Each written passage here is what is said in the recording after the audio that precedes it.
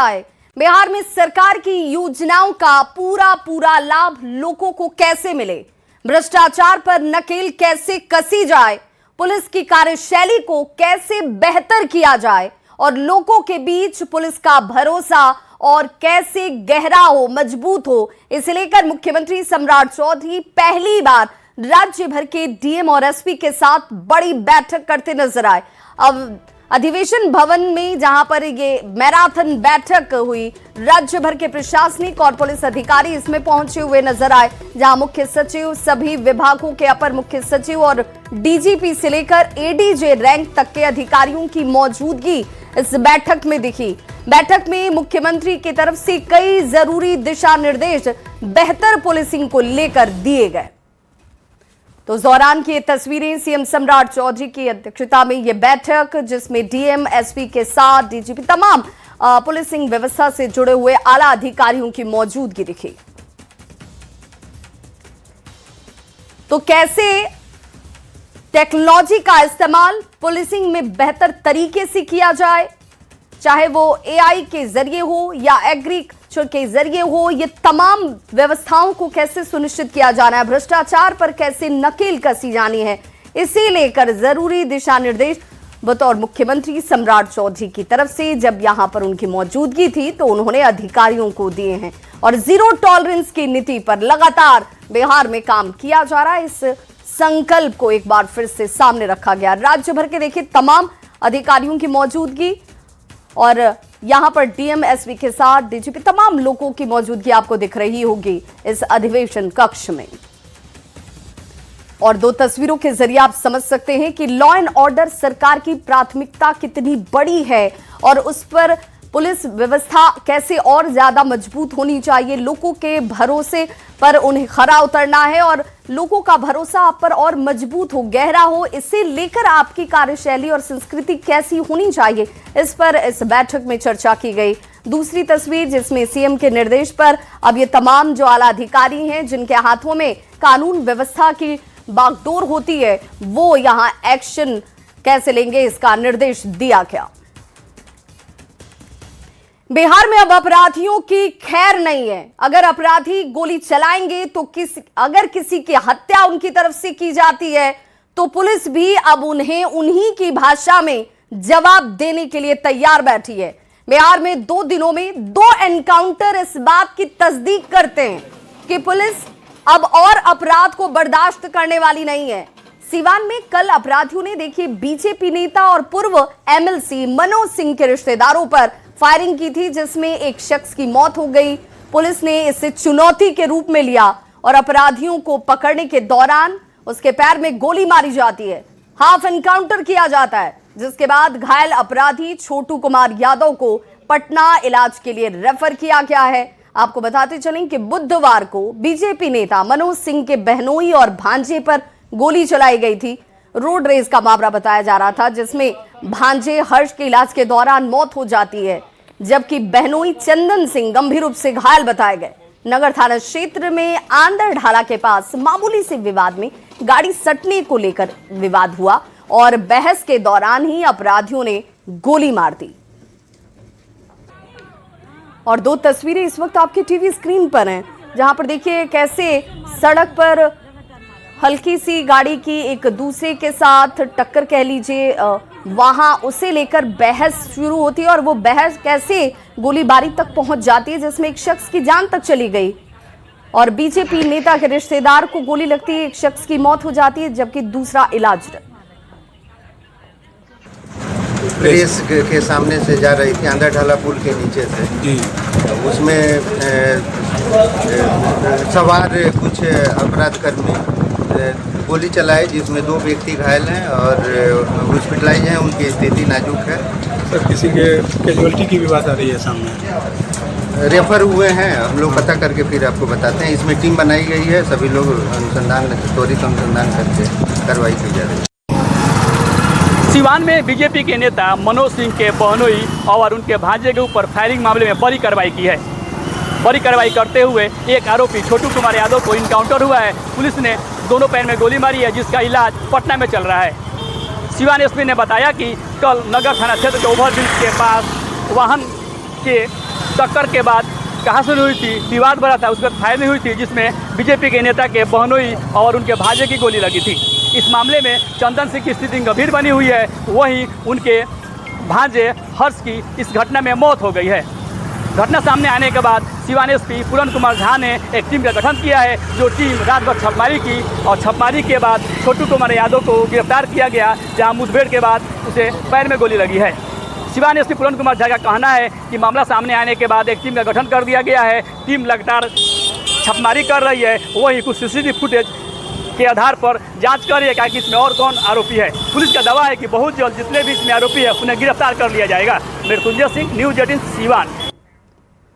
और चलिए अब आपको अपराधियों के तांडव की वो लाइव तस्वीरें दिखाते हैं, जब बीजेपी नेता, और ये वो तस्वीरें देखिए, बीजेपी नेता मनोज सिंह के रिश्तेदार की गाड़ी सटने पर देखिए पहले तो अपराधियों के साथ बहस शुरू हुई, और देखिए कैसे यहां पर बहस के दौरान एक शख्स सामने से आपको नजर आ रहा होगा, हाथ में रिवॉल्वर तानता है और फायरिंग शुरू कर देता है। मारपीट की जाती है। इस दौरान अपराधियों ने चंदन सिंह और उनके बेटे हर्ष को इसी दौरान बहस के बाद गोली मार दी, जिसमें इलाज के दौरान हर्ष की मौत हो जाती है। और देखिए कैसे अपराधियों और बीजेपी नेता के रिश्तेदार के साथ बहस के बाद गोलीबारी की इस घटना ने एक बार फिर से कई सवालों को खड़ा कर दिया है। के लिए कहा शुरू हुआ जी जी, उसके बाद से गोली मतलब गोली चल रहा है जी जी, लोग भागने लगे जी जी, गोली लगी। कितने लोग इस पर गोली लगी है डॉक्टर साहब? 2 आदमी को गोली लगी। कुछ सर इसमें कैजुअलिटी भी है। अब डॉक्टर से पूछना तो हम पूछ लीजिए, आप क्या बताएं। कैजुअलिटी तो है, एक तो हमारे एक आदमी का डेथ हो गया, एक आदमी सीरियस है, उनको भेजा गया है। बिहार में ताबड़तोड़ अपराधियों के एनकाउंटर पर संजय झा की तरफ से बड़ा बयान दिया गया। उन्होंने कहा कि बिहार में लॉ एंड ऑर्डर इससे बढ़िया क्या होगा कि जो अपराध किए उन लोगों को तुरंत उसकी सजा मिल रही है। संजय झा ने कहा कि बिहार में कानून का राज चलेगा, गोली का राज नहीं चलने वाला है। बिहार में जिसे भी रहना है वो शांति से रहे, क्योंकि नीतीश कुमार ने 2005 से ही सरकार में आने के बाद कानून का राज कायम किया था और आज भी कानून का राज ही है।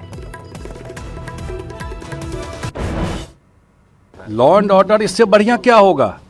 जो किया वो गया, और सरकार की पॉलिसी है जो करेगा वो जाएगा, कोई उपाय नहीं है। जिसको शांति से रहना हो वही बिहार में रहे। और जो इस टाइप के एलिमेंट हैं इसके लिए सभ्य समाज में, इस समाज में कोई जरूरत नहीं। यही जो बिहार समझिए, कानून का राज नीतीश कुमार जी डे 1 से 24 नवंबर 2005 में जब चुनाव जीत करके उनका पहला प्रेस दिल्ली में किए, मुझे आज भी याद है, 22 अकबर रोड में, तो उन्होंने कहा, पूछा पत्रकारों ने प्रायोरिटी किया है, तो उन्होंने कहा कानून का राज स्थापित करेंगे। तो कानून का राज यहाँ चलेगा, गोली का राज नहीं चलेगा। जो भी दाएं बाएं करेगा इसको डिस्टर्ब करने के लिए, उस पर कोई मुरब्बत प्रशासन नहीं करेगा। तो कोई मरम्मत ऐसे लोगों पर प्रशासन की तरफ से नहीं होने जा रही है। बिहार बीजेपी के अध्यक्ष संजय सरावगी ने भी अपराध के बहाने नेता प्रतिपक्ष तेजस्वी यादव पर जमकर निशाना साधा और कहा कि तेजस्वी यादव को अपराध पर बोलने का कोई हक ही नहीं है। उनके माता पिता के शासनकाल में क्या हाल था, सभी इस बात को बखूबी जानते हैं। आज बिहार में अपराधियों को पुलिस उन्हीं की भाषा में जवाब दे रही है। अगर कहीं कोई वारदात हो रही है तो पुलिस सीधे उनके ऊपर एक्शन ले रही है, और यही जवाब, इसी रूप में जवाब, क्योंकि यही भाषा उन्हें समझ में आती है। तेजस्वी यादव अपराध पर बोलने का कोई अधिकार है? उनकी जब सरकार थी, सत्ता का संरक्षण था अपराध और अपराधी। कोई सत्ताधारी दल के नेता के घर में कोई मांगलिक कार्य होता था तो उस दिन किसी न किसी व्यवसायी के घर में मातम होता था। शोरूम से गाड़ियां उठा लेना, जेवर उठा लेना, किसी की हिम्मत नहीं थी, पैसा भी मांगता था। राज आपराधिक घटना घट रही है तो ऊपर भी पहुंचाया जा रहा है। देख रहे हैं ना, सुल्तानगंज में घटना घटी, क्या हालत हुआ। सिवान में कल घटना घटी, क्या हालत हुआ। तो बिहार में अपराधियों के खिलाफ हो रही पुलिस की ताबड़तोड़ कार्रवाई को लेकर सियासत में इस पर तेज है। सत्ता पक्ष का दावा है कि बिहार में कानून का राज है और जो भी पुलिस को चुनौती देगा उसे उसी की भाषा में जवाब मिलेगा। वहीं पिछले 2 दिन में हुए 2 एनकाउंटर में अपराधियों की जाति को लेकर भी अब सियासत शुरू हो गई है। विपक्ष के नेता एनडीए के नेताओं पर ही जातीय रंग देने का आरोप लगा रहे हैं। अपराधी समझ लें कि उन्हें बिहार में अगर ठीक से रहना है तो उन्हें अपराध छोड़ना होगा, अन्यथा इनकाउंटर का अंजाम भुगतने के लिए तैयार रहे। बिहार में रूल ऑफ लॉ का शासन है और सम्राट चौधरी का ये तल्ख तेवर बिहार के अपराधियों के लिए कड़ा संदेश है कि आप या तो बिहार छोड़ दें, जो कि माननीय मुख्यमंत्री जी ने बार बार कहा भी है, या तो अपराध छोड़ दीजिए चाहे बिहार छोड़ दीजिए। इनमें से कोई आपको एक बात करनी पड़ेगी। बिहार अपराध मुक्त बनेगा, बिहार में कानून का राज स्थापित होगा। देखिए, अपराधियों की कोई जात नहीं होती। अपराधी किसी भी जाति, किसी भी धर्म का हो सकता है। और अगर अपराध पे नकेल कसने के लिए पुलिसिया कार्रवाई हो रही है तो इसमें सरकार को इस प्रकार का बयान देना और एक खास जाति विशेष के बारे में चर्चा करना, यह बेहद दुर्भाग्यपूर्ण है। प्रशासन और सरकार के लोग गोली का जवाब गोली से देना बखूबी जानते हैं। सिवान में भी एनकाउंटर हुआ है। यह बात तय है कि बिहार में कोई गलत करे और बच जाए, यह किसी भी कीमत पर संभव नहीं है। विपक्ष के साथी अपना रोना रोते हैं, पॉलिटिकल रोटी अलग अलग एंगल से, सेंटिमेंट से खेलकर जताते हैं, लेकिन जनता सारी बातों को समझती है। अपराध के मामले पर जिस तरह से भारतीय जनता पार्टी के नेता वक्तव्य दे रहे हैं, जिस तरह से जनता दल यू के नेता वक्तव्य दे रहे हैं, इससे स्पष्ट होता है कि कहीं ना कहीं मामले को भटकाना चाहते हैं, कहीं ना कहीं मामले को दूसरी दिशा में भटका करके आपराधिक मामलों को भी जातीय दृष्टिकोण से प्रस्तुत कर रहे हैं। ये कहीं से उचित नहीं है। बिहार विधान परिषद उपचुनाव को लेकर एनडीए की ओर से बीजेपी के अरविंद शर्मा ने नामांकन कर दिया है। नामांकन से पहले अरविंद शर्मा ने पीएम मोदी और अमित शाह के प्रति अपना आभार व्यक्त किया और सीएम सम्राट चौधरी के प्रति आभार जाहिर करते हुए उन्हें जो जिम्मेदारी दी गई है उस पर वे पूरी तरह से खरा उतरने की कोशिश करेंगे। अब अरविंद शर्मा ने यह भी कहा कि 40 साल से बीजेपी से वो जुड़े हुए हैं और पार्टी के कई प्रकोष्ठ में काम कर अपनी छाप उन्होंने रखी है। माननीय नरेंद्र मोदी जी को, अपने यशस्वी राष्ट्रीय अध्यक्ष नितिन रवि जी को और भारत के गृह मंत्री माननीय अमित शाह जी को, प्रदेश के यशस्वी मुख्यमंत्री माननीय सम्राट चौधरी जी को, प्रदेश के यशस्वी प्रदेश अध्यक्ष माननीय संजय जी को के प्रति मैं आभार व्यक्त करता हूं और जो भी मुझे जिम्मेवारी दिया गया है उसको मैं अच्छी तरह से पालन करूंगा। 40 साल से वो भारतीय जनता पार्टी के प्रमुख करते हैं। नीचे से काम करते करते जिला प्रभारी रहे, फिर अभी कार्यालय प्रभारी के रूप में काम कर रहे हैं। भारतीय जनता पार्टी हमेशा अपने कार्यकर्ताओं की चिंता करती है। आज उनका नामांकन है, सब लोग नामांकन में जा रहे हैं। बहुत बहुत शुभकामना। विधान परिषद के एक सीट के लिए नामांकन होना है और अरविंद शर्मा बीजेपी के उम्मीदवार के रूप में नामांकन उन्होंने किया है। और ये तस्वीर जरा देखिए, यहाँ पे नामांकन के समय में एनडीए के तमाम दलों के जो बड़े नेता हैं वो यहाँ पे शामिल रहे हैं। मुख्यमंत्री सम्राट चौधरी, संजय सिंह, यहाँ पे विजय चौधरी, मंगल पांडे, तमाम लोग जो हैं, श्रवण कुमार, तमाम बड़े चेहरे जो हैं वो यहाँ पे नामांकन हुआ है। और ये देखिए, सम्राट चौधरी सहित तमाम लोगों ने विक्ट्री साइन दिखाई है और ये बताया है कि ये उनका निर्विरोध चुना जाना जो है वो तय है। आपको बता दें कि अरविंद शर्मा ने जो नामांकन है वो मंगल पांडे के सीट खाली होने के बाद जो है उन्होंने अपना नामांकन किया है और इस नामांकन के बाद निर्विरोध रूप से चुना जाना लगभग तय है। और ये बड़ी तस्वीर जहां आप देख रहे हैं कि यहाँ पे सम्राट चौधरी के साथ प्रदेश अध्यक्ष जो हैं वो संजय सरावगी सहित तमाम जो लोग हैं इस नामांकन प्रक्रिया में शामिल रहे और इस नामांकन प्रक्रिया में खत्म हुई है और नामांकन के बाद तमाम लोग जो हैं वो यहाँ से निकल रहे हैं। और तो ये बीजेपी के लिए एक बड़ा दिन है, जहाँ पे अरविंद शर्मा जैसे जो कार्यकर्ता हैं बीजेपी के, उनको ये जगह दे करके एक बड़ा संदेश बीजेपी में दिया है कि बीजेपी में कार्यकर्ताओं की जो है वो पूछ है। कैमरा पर्सन मनीष जुनेजा के साथ रवि एस नारायण, न्यूज 18 पटना। पूर्णिया में न्यूज 18 की खबर का बड़ा असर हुआ। जिले के रौंटा में सेंट्रल बैंक के सीएसपी संचालक ने सैकड़ों खाता धारकों के खाते से करोड़ों रुपए का घोटाला किया था। न्यूज 18 ने इस खबर को प्रमुखता से दिखाया और अब सेंट्रल बैंक के अधिकारी इस पूरे मामले की जांच में जुट गए हैं। बैंक का यह दावा है कि जल्द ही पीड़ितों से ठगी की गई राशि उन्हें वापस लौटाई जाएगी। क्या है ये पूरा मामला, देखिए इस रिपोर्ट के जरिए। 3 करोड़ का गबन कर आरोपी फरार। 278 परिवारों पर टूटा आर्थिक संकट का पहाड़। न्यूज 18 की खबर के बाद एक्शन में बैंक प्रबंधन। पीड़ितों का पैसा जल्द लौटाने का दिया आश्वासन।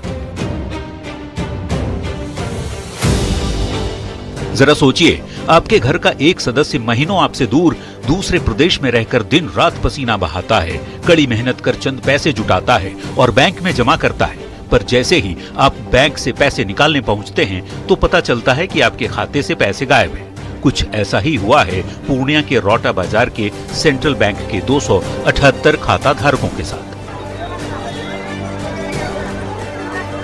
27 अप्रैल 2026 ये तस्वीर 27 अप्रैल की है, जब रौटा बाजार में सैकड़ों लोगों ने सड़क जाम कर प्रदर्शन करना शुरू कर दिया था। इनका आरोप है कि सेंट्रल बैंक के सीएसपी संचालक जुबैर और उसके बेटे ने 278 लोगों के खाते से करीब 3 करोड़ का गबन किया है। पीड़ितों का आरोप है कि आरोपी सीएसपी संचालक जुबैर ने उनके बैंक अकाउंट से लिंक फोन नंबर बदलवा दिया था, जिससे पैसे निकालने के बाद इन्हें एसएमएस तक नहीं आता था। मामले के सामने आने के बाद से आरोपी सीएसपी संचालक परिवार के साथ फरार है।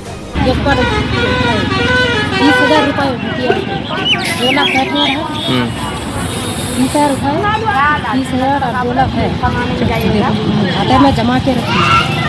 मेरा 2 लाख लेकर पूरा पैसा उठा लिया। मैं 8,000 रुपये उठाया, वो पूरा पैसा उठा लिया। पैसा मांग करता हूँ मैं, हम यही बोलना चाहता हूँ कि मेरा पैसा मेरा खाता में लौटा दीजिए।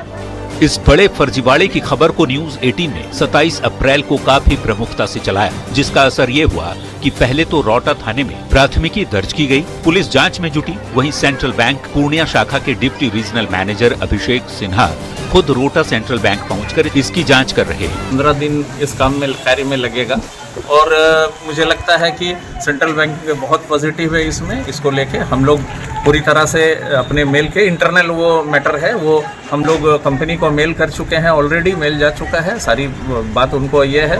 और हम लोग जैसे ही एक कार्य फिनिश होता है 10 से 15 दिन के, हम कंपनी को वो सारा रिपोर्ट भेज देंगे। वहाँ से आके सारे लोग वो जिनका भी जो जेन्युइन पैसा गया है उनको वो रिफंड हो जाएगा। डिप्टी आरएम अभिषेक सिन्हा कहते हैं कि मामले की जांच रिपोर्ट विभाग को भेजी जा रही है। साथ ही जिस एजेंसी से सीएसपी संचालक का अनुबंध है, उसके जरिए जल्द ही सभी खाता धारकों को उनका रुपया वापस लौटा दिया जाएगा।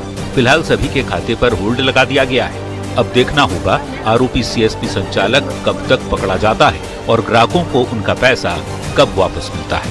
न्यूज 18 के लिए पूर्णिया से कुमार प्रवीण की रिपोर्ट। खबर नालंदा से, जहां छज्जू बाग मोहल्ले में हथियारबंद बदमाशों ने घर में घुसकर भीषण डकैती की घटना को अंजाम दिया। बदमाशों ने घर में अकेली रह रही एक महिला को बंधक बनाया और लूटपाट की। विरोध करने पर उनके साथ मारपीट भी की गई है, जिससे उनके चेहरे पर गंभीर चोट आई है। घटना के बाद ये बताया जा रहा है कि 5 से 6 की संख्या में यहां पर नकाबपोश बदमाश पहुंचे थे। बाहरी छज्जे के सहारे घर में ये प्रवेश करते हैं और तीसरे तल पर जाकर वहां लोहे की ग्रिल को काटा जाता है और अंदर प्रवेश कर जमकर लूटपाट की जाती है।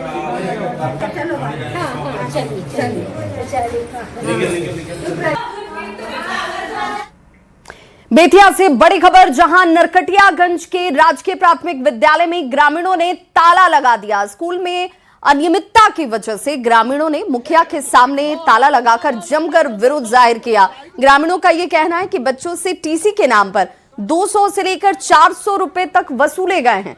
अगर प्रधान शिक्षक को स्कूल से नहीं हटाया गया तो आंदोलन और उग्र हो सकता है। दूसरा गांव में जाओ लो, दूसरा आई तो उधर आई तो 5 साल। विद्यालय की ये तस्वीर जहां पर ग्रामीणों का हुजूम आपको दिख रहा होगा। सभी की नाराजगी इस बात से कि प्रधान शिक्षक को यहां से हटाया जाए, क्योंकि टीसी के नाम पर वसूली की जा रही है। 200 से लेकर 400 रुपए तक एक छात्र से लिए जा रहे हैं, जो अनुचित है। खबर वैशाली से, जहां पर बिलसर थाना क्षेत्र में पुलिस ने नकली शराब के एक बड़े सिंडिकेट का खुलासा किया है। चक मुगलामुद्दीन गांव के एक बागीचे की तस्वीर आपके सामने है, जहां पर अवैध शराब फैक्ट्री पर छापेमारी की गई और भारी मात्रा में जहरीली शराब, स्पिरिट की खाली बोतलें, ब्रांडेड रैपर, तमाम चीजों की बरामदगी होती है। कार्रवाई में एक शराब माफिया को भी गिरफ्तार किया गया है और पुलिस टीम जैसे ही मौके पर पहुंची, वहां मौजूद शराब माफियाओं में हड़कंप मच गया। मौके से भागने की कोशिश कर रहे अपराधियों को पुलिस ने यहां खदेड़ा भी, जिसमें एक शख्स पुलिस की गिरफ्त में आया है और अब उससे पूछताछ जारी है।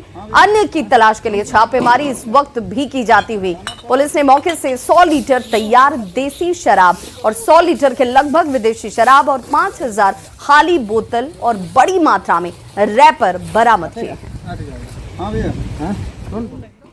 अप्रैल महीने के अंत में सासाराम के नौहट्टा में हुई मूसलाधार बारिश ने महादेव खोह जलप्रपात में एक बार फिर से जैसे जान डाल दी।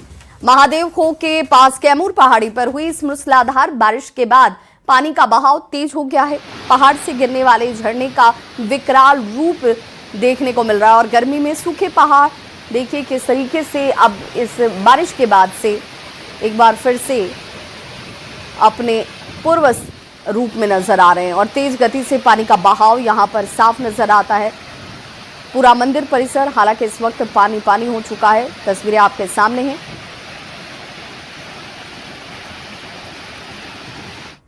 आरा से बड़ी खबर, जहां बड़हरा प्रखंड में बिहार और उत्तर प्रदेश को जोड़ने वाला लाइफलाइन पुल के रूप में चर्चित सिताब दियारा पीपा पुल तेज आंधी और हवा की वजह से 2 हिस्सों में बच गया।